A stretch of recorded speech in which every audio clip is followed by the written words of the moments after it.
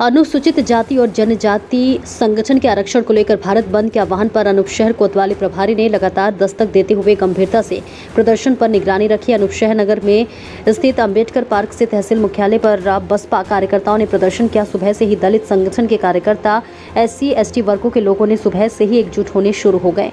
Ambedkar park से कार्यकर्ताओं में जुलूस के रूप में प्रदर्शन करते हुए तहसील मुख्यालय पहुंचे। बहुजन समाज पार्टी के कार्यकर्ता ने प्रदर्शन का नेतृत्व किया। हालांकि भारत बंद आह्वान के बावजूद शहर में अधिकांश बाजार खुले रहे। दलित संगठन ने आज भारत बंद का आह्वान किया है। मांग है कि SC/ST के लिए आरक्षण पर नया कानून पारित किया जाए और सुप्रीम कोर्ट हाल ही के अपने कोटे से कोटा वाले फैसलों को वापस ले या फिर पुनः विचार करे। नेताओं का मानना है और कहना है कि ये फैसला अनुसूचित जाति और अनुसूचित जनजाति के संवैधानिक अधिकार का हनन करता है। बुलंदशहर से रविंद्र कुमार के साथ योगेंद्र प्रजापति की रिपोर्ट। आपने छोटी काशी अनूपशहर में पैदल मार्च करके तहसील अनूपशहर के SDM साहब के लिए आपने ज्ञापन दिया है, क्या मामला है? पूरा मामला ये है, पहले तो आपके चैनल के लिए धन्यवाद जो आपने हमारे लिए मौका दिया।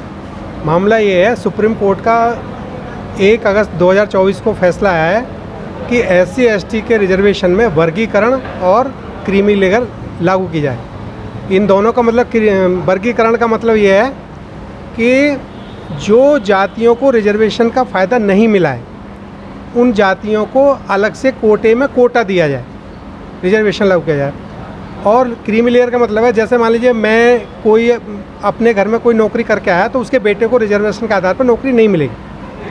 अब हमारा कहना ये है, जो हमारी मांग है आज इस आंदोलन के माध्यम से, ये है कि सुप्रीम कोर्ट के जिन जज साहब ने फैसला दिया, चंद्रचूड़ साहब ने, उन्होंने फैसला दिया, उनके दादा CJI थे, उनके पिताजी CJI, वो खुद CJI हैं आज की तारीख में।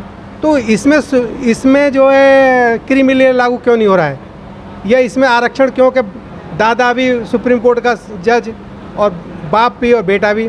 दूसरी बात क्या, क्रीमी लेयर क्या किसी और समाज के बच्चों को घोड़ी से उतारा जाता है क्या? और किसी जनरल समाज के बच्चों को घड़ा छूने पर मारा जाता है क्या? किसी और अब आप अधिकतर घटनाएं देखते होंगे समाज में, अधिकतर दलित बेटियों का जो है रेप हो रहा है आज भी पूरे देश में। तो ये मामला है। इसमें हमारी मांग ये है कि बहुजनों को आपस में ना लड़ाए सुप्रीम कोर्ट। और दूसरी बात, सुप्रीम कोर्ट को ये फैसला देना ही नहीं चाहिए। इसलिए नहीं देना चाहिए क्योंकि कानून बनाने का अधिकार किसको है? पार्लियामेंट को। जब पार्लियामेंट ने कानून बना रखा है तो सुप्रीम कोर्ट कौन है उसमें दखल देने वाली? भाई रिजर्वेशन जो कोई भीख नहीं है, ये रिजर्वेशन जो मिला है पूना पैक्ट के आधार पर मिला है। पूना पैक्ट कब हुआ?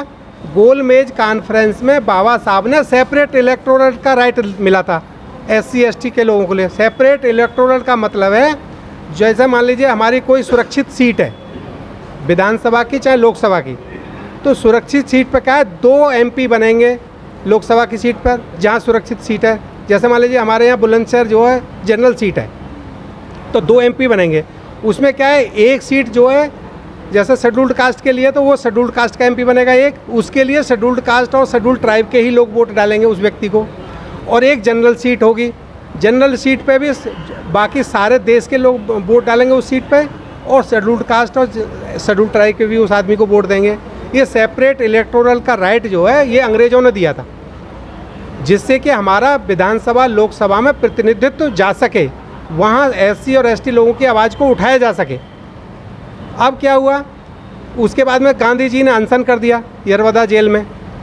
तो जब ये हुआ कि भाई गांधी जी जो है मर जाएंगे, उन्होंने अनशन कर रखा है, तो बाबा साहब को कहा कि भाई गांधी जी की जो धर्मपत्नी बाबा साहब के पास गई कि हमारे जो पति के प्राण बचाओ, आप ही बचा सकते हो और कोई नहीं बचा सकता है।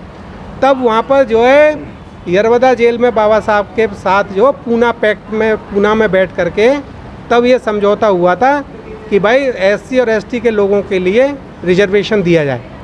जो आपने ये आज ज्ञापन जो दिया है जी, सुप्रीम कोर्ट के लिए दिया है या पार्लियामेंट के लिए दिया है? हमने मतलब ये तो गवर्नमेंट के लिए दिया जाता है ना कि भाई कानून पास करें, इसको 9वीं अनुसूची में डाला जाए हमारा जो रिजर्वेशन है, जिससे कि कोई इसको मौलिक अधिकारों में डाल दिया जाएगा इसको, तो फिर इसको कोई छेड़छाड़ कर ही नहीं सकता है। ये राष्ट्रपति के नाम ज्ञापन दिया जाता है। भाई राष्ट्रपति सबका मालिक होता है ना गवर्नमेंट का। लेटेस्ट अपडेट के लिए हमारे चैनल न्यूज़ इंडिया फर्स्ट को लाइक, शेयर एंड सब्सक्राइब करें एंड यस बेल आइकन को प्रेस करना ना भूलें।